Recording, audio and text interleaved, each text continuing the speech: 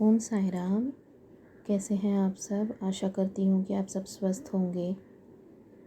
मैं आज आपको अपना एक अनुभव बताने आई हूँ कि कैसे बाबा ने मुझे और मेरे हस्बैंड को गाइड किया मेरे बेटे की सही ट्रीटमेंट के लिए। उसे एक्चुअली मेरा बेटा छोटा है और उसे इस साल जनवरी से थोड़ा थोड़ा ना कान में दर्द होता था। कंटिन्यूस नहीं, बट ऐसे दिन में 4-5 बार बोलता था, लेकिन 1-1 मिनट के लिए दर्द होता है मम्मा। तो फिर हमने कुछ टाइम तो सोचा कि अगर ऐसे ही 1-1 मिनट के लिए दर्द हो रहा है तो हो सकता है ना, वो काफ़ी छोटा है, 6 साल का, तो ऐसे ही बोल रहा होगा। लेकिन 15-20 दिन बाद जब वो ऐसे तीन चार दिन में बोलने लग गया कि मम्मा दर्द है दर्द है, तो फिर हम उसे डॉक्टर के पास ले गए। और एक्चुअली हमें जो नेबर्स ने रेफरेंस दिया था वो एक किसी और डॉक्टर का था, पर मुझे याद आया कि हमारे यहाँ एक दूसरे ईएनटी स्पेशलिस्ट भी बैठते हैं, जहाँ पर मैंने कुछ 3-4 साल पहले अपने कानों का ट्रीटमेंट कराया था, जब मुझे बहुत दर्द हुआ था कान में। तो मैंने अपने हस्बैंड को बोला कि चलो हम वहीं जाते हैं। और ये जब भी जनवरी की बात है, तब मैं जस्ट बाबा से जुड़ी थी, नया नया ही था बाबा के इसमें थोड़ा थोड़ा भक्ति में जाती जा रही थी। तो फिर देखिए बाबा की कैसी लीला होती है। बाबा ने एक तो हमें वो डॉक्टर के पास गाइड किया, याद दिलाया कि एक दूसरा डॉक्टर भी है, और उनके जो टाइमिंग्स थे वो हमें सूट कर रहे थे। शाम का टाइमिंग था, तो मेरे हस्बैंड भी ऑफिस से फ्री होकर बोले कि शाम के टाइम पे हम लोग चल पड़ेंगे, अपॉइंटमेंट ले लो। फिर हमने अपॉइंटमेंट ली और हम उस हॉस्पिटल में गए। और जैसे वो हॉस्पिटल में हम जा रहे थे, हमें जाना था सीधा जाके लेफ़्ट, लेकिन वहाँ पे वो डॉक्टर के मतलब जहाँ बैठते हैं ना, वो एंट्रेंस था। लेकिन उसके पहले एक और लेफ़्ट था, जहाँ पे वो लेफ़्ट लेके हम ऊपर की तरफ फर्स्ट फ्लोर पे जा सकते थे हॉस्पिटल में। तो मुझे अचानक से मेरे पैर मुड़ गए वहाँ पर, वो पहले वाले लेफ़्ट पे, और मुझे याद आ गया कि यहाँ तो बाबा की बहुत बड़ी तस्वीर थी। 3-4 साल पहले मैं गई थी वहाँ उस हॉस्पिटल में। तो एकदम से मुझे लगा कि शायद यहाँ पर बाबा की तस्वीर है, और मेरे पैर मुड़ गए, जैसे बाबा ने ही हमें बुलाया हो दिखाने के लिए कि देखो मैं यहाँ हूँ और मैंने ही तुम्हें गाइड किया है इस डॉक्टर के लिए।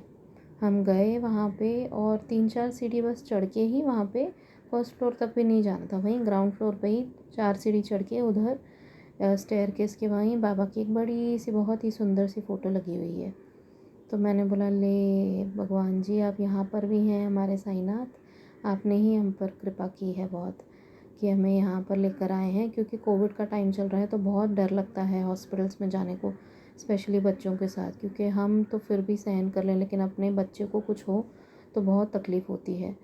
तो बाबा ने दिखाया रास्ता, तो उनको तो देखकर मैं और मेरे हस्बैंड, इवन मेरा बेटा बहुत खुश हो गए। और हमने दर्शन करके फिर हम अंदर गए निश्चिंत एकदम, कि अब तो बाबा के ही हॉस्पिटल में आए हैं तो फिर सही गाइडेंस ही मिलेगी। फिर वो डॉक्टर ने चेक किया और उन्होंने ड्रॉप्स वगैरह दिए हमें, और बोला 1 हफ़्ते के बाद दोबारा आना। फिर हम दोबारा 1 हफ़्ते के बाद गए, तो उन्होंने चेक किया, और मेरे बेटे को फिर भी थोड़ा दर्द था, थोड़ा थोड़ा। तो उन्होंने बोला कि मैं योर्स क्लीन कर देता हूँ, ड्रॉप्स डाले हैं, फिर हम चेक करेंगे, वापस आप एक और बार आ जाना अगर वापस 1 हफ़्ते बाद दर्द हुआ तो उन्होंने ईयर्स क्लीन की, और फिर दोबारा 1 हफ़्ते के बाद तो नहीं, पर 2 हफ़्ते बाद हमने, क्योंकि सोचा कि हम चेक करेंगे कि बेटे को वापस कान में दर्द हो रहा है क्या। तो 1 हफ़्ता तो वो कुछ बोला नहीं, लेकिन फिर वापस 10 दिन के बाद उसने बोला कि मम्मा दर्द हो रहा है वापस। तो मैं बोली कि ठीक है, अभी दोबारा जाना ही पड़ेगा डॉक्टर के पास। तो फिर हम 3rd वीक में गए डॉक्टर के पास, और उन्होंने चेक किया तो बोला फंगल इन्फेक्शन है, और इस बार फंगल इन्फेक्शन की दवाई दी। तो फंगल इन्फेक्शन की दवाई हम लेकर आए, और उन्होंने बोला था कि 4 दिन का कोर्स है, उसके बाद वो ठीक महसूस करेगा। तो हमने वैसे ही किया, और बाबा की कृपा से वो काफ़ी हद तक, मतलब वो ठीक हो गया। 2-3 महीने एटलीस्ट उसने कुछ बोला नहीं। अब 2-3 महीनों के बाद दोबारा उसने बोला एक दिन कि मम्मा फिर दर्द हो रहा है कान में। तो ये जो फंगल इन्फेक्शन था उसके बारे में मैंने नेट पर भी पढ़ा था कि अगर एक बार होता है बच्चों में ईयर्स में तो फिर दोबारा दोबारा होने के चांसेस होते हैं, और स्पेशली जब रेनी सीज़न शुरू हो जाता है तब। अब तब रेनी सीज़न शुरू हो चुका था यहाँ पर जहाँ हम रहते हैं। तो फिर हमने सोचा अभी ठीक है, रेनी सीज़न की वजह से हो रहा होगा, तो फंगल इन्फेक्शन है तो वही ड्रॉप्स डाल देंगे। तो बीच में 1-2 दिन हमने वही ड्रॉप्स डाले। फिर उसने 2-3 महीने कुछ नहीं बोला। अब फिर वो उसके बाद मतलब 6 महीने के बाद उसने शुरू कर दिया कि मम्मा दर्द हो रहा है। 6 भी नहीं, मतलब इसी महीने आई थिंक अगस्त के स्टार्ट में उसने बोला कि मम्मा दर्द हो रहा है। तो फिर मैंने बोला बाबा अभी इतने महीने तो निकाल लिए, आपकी ऊदी भी देती रही ताकि इसको कान में दर्द ना हो, ऊदी का जल भी देती रही, आप अभी बताइए मैं क्या करूं। और मैंने बाबा से मन में सिर्फ पूछा कि बाबा अगर आप चाहते हो कि मैं इसको हॉस्पिटल में ले जाऊं और उसका ट्रीटमेंट सही से हो, क्योंकि हमने ना इसे दोबारा से फंगल इन्फेक्शन के ही ड्रॉप्स दिए थे एक या 2 दिन के लिए before going to the doctor. तो फिर मैंने बाबा से सवाल किया कि बाबा आप अभी गाइड कीजिए कि क्या करना है। मैं कल अगर कल के दिन में आपके जो शिरडी में आपको वस्त्र पहनाते हैं, किसी 4 बार आपके कपड़े चेंज होते हैं, अगर एक बार भी पिंक कलर का आया कपड़ा आपका, आपके जो वस्त्र हैं पिंक कलर के आए, तो मैं समझ जाऊंगी कि मुझे जाना है।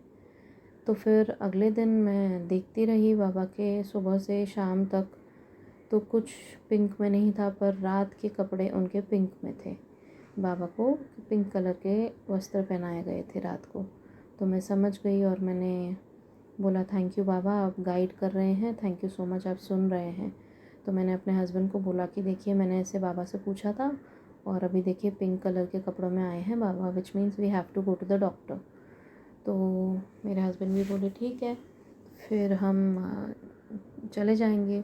तो हमने 2 दिन के बाद का हमें अपॉइंटमेंट मिला, और फिर जब हम डॉक्टर के पास गए तो फिर वही हॉस्पिटल में गए थे, बाबा के दर्शन लिए और डॉक्टर के पास गए, और डॉक्टर ने चेक किया और बोला कि ज़्यादा फंगल इन्फेक्शन तो नहीं है, वो जैसे वैक्स भर जाता है, ड्राई वैक्स हो गया है, उसकी वजह से प्रॉब्लम है, तो थोड़ा सा इसलिए उसको दर्द हो रहा है। तो आप उन्होंने दूसरे ड्रॉप्स लिख कर दिए, प्रेस्क्राइब किए, और फिर बस हम घर वापस आ गए। तो मैं मन में सोच रही थी बाबा इतना तो मतलब थैंक गॉड कि आपकी दया है कि उसको कुछ ज़्यादा प्रॉब्लम नहीं थी, सिर्फ ड्राई वैक्स का प्रॉब्लम था जिसकी वजह से दर्द था।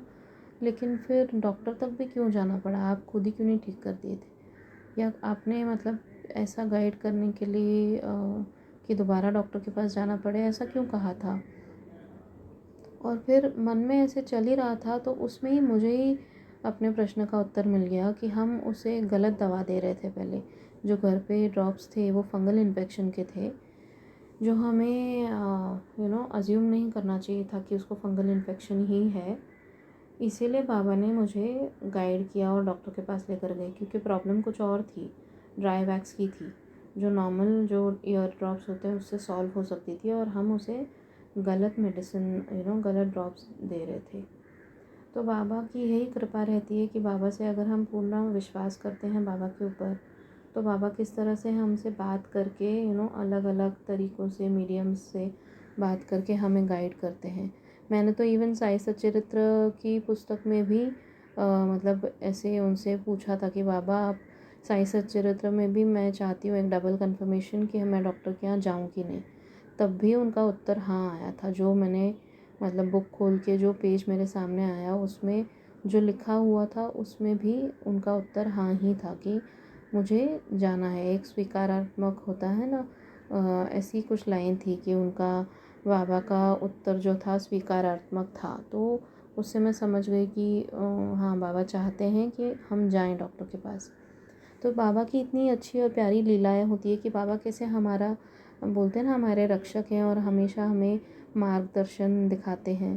तो आप बाबा से आप लोग ज़रूर बात कीजिए, और कभी भी कुछ जीवन में मुश्किलें आती हैं तो साई सच्चरित्र सबसे बेस्ट। अगर आपको और डायरेक्ट भी नहीं पता चल रहा कि बाबा क्या कहना चाह रहे हैं, तो आप साई सच्चरित्र में अपने सामने रख कर बाबा से मन में प्रश्न पूछिए, और जो पेज खुलता है आँख बंद करके आप बाबा की पुस्तक खोलिए, वो साई सच्चरित्र ग्रंथ खोलिए, और जो पेज खुलेगा ना उसको ध्यान से पढ़िए, आपको ज़रूर आपके प्रश्नों के उत्तर मिलेंगे।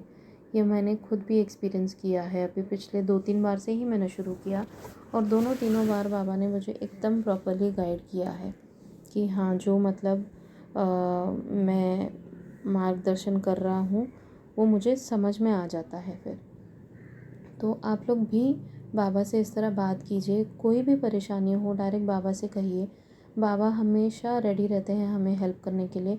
बस हमें समझ आना चाहिए कि बाबा किस तरह और कहाँ से हमें अपनी बात बताना चाह रहे हैं।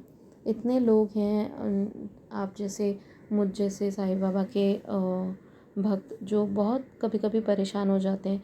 कभी कभी छोटी छोटी परेशानियों से ज़्यादा परेशान हो जाते हैं, कभी कभी बहुत बड़ी परेशानियों से तो परेशान हो ही जाते हैं। और हम कहते रहते हैं कि बाबा नहीं सुन रहे हैं शायद, तो बाबा ऐसा नहीं है, बाबा हमेशा सुनते हैं। बाबा हमेशा हमें गाइड करने के लिए तैयार रहते हैं। हमें वो गाइडेंस एक्सेप्ट करनी चाहिए। आप लोग ध्यान से सुनिए बाबा की क्या बात होती है आपके साथ। आप दिन में अगर आप ज़रूरी नहीं कि बाबा का हर मैसेज मोबाइल पे पढ़ें, कभी कभी नहीं हो पाता है, बट जिस मैसेज पे आपकी आँख जाती है और आप वो पढ़ लेते हैं, मतलब वो संदेश आपके लिए ही है। एक मज़ेदार मतलब एक किसी ने हम मेरे एक वीडियो पे कमेंट किया था, संदेश के वीडियो पे, कि दिन में 10 मैसेजेस आते हैं, समझ में नहीं आता कि किस पर हम विश्वास करें। तो उसी का शायद उत्तर बाबा मेरे थ्रू कहलवाना जा रहे हैं आज। मैंने सोचा नहीं था मैं ये बोलूँगी, बट मुझे वो इंटरेस्टिंग लगा कमेंट। मैं बोली कि सही बात है कि बहुत सारे संदेश आते हैं बाबा के, मैं भी देती हूँ सुबह में, बहुत सारे लोग देते हैं। बट एक बात ये होती है कि अगर हम दिन में 10 मैसेजेस सुन रहे हैं, सुनते तो हम 10 के 10 नहीं हैं, जो मैसेजेस हम ध्यान से सुन लेते हैं या ध्यान से पढ़ लेते हैं, वो मैसेजेस हमारे लिए ही होते हैं, क्योंकि बाबा अपनी बात उन भक्तों तक पहुंचा ही देते हैं किसी न किसी रूप में। तो बस आप बाबा पर विश्वास रखिए और श्रद्धा और सबूरी रखिए। अगर आपको भी बाबा की लीलाओं का गुणगान करना हो तो प्लीज़ हमारे साथ शेयर कीजिए। मैं अपना व्हाट्सएप का ग्रुप का लिंक यहाँ पर शेयर कर रही हूँ डिस्क्रिप्शन बॉक्स में। तो अगर आपको बाबा की इच्छा से, आपको अगर कुछ भी अपने एक्सपीरियंसेस बाबा से रिलेटेड कुछ भी शेयर करने हो तो प्लीज़ शेयर कीजिए और मैं बाबा के इस चैनल पे ज़रूर उसको पब्लिश करूँगी। Thank you so much. Om Sai Ram, Shri Sai Ram.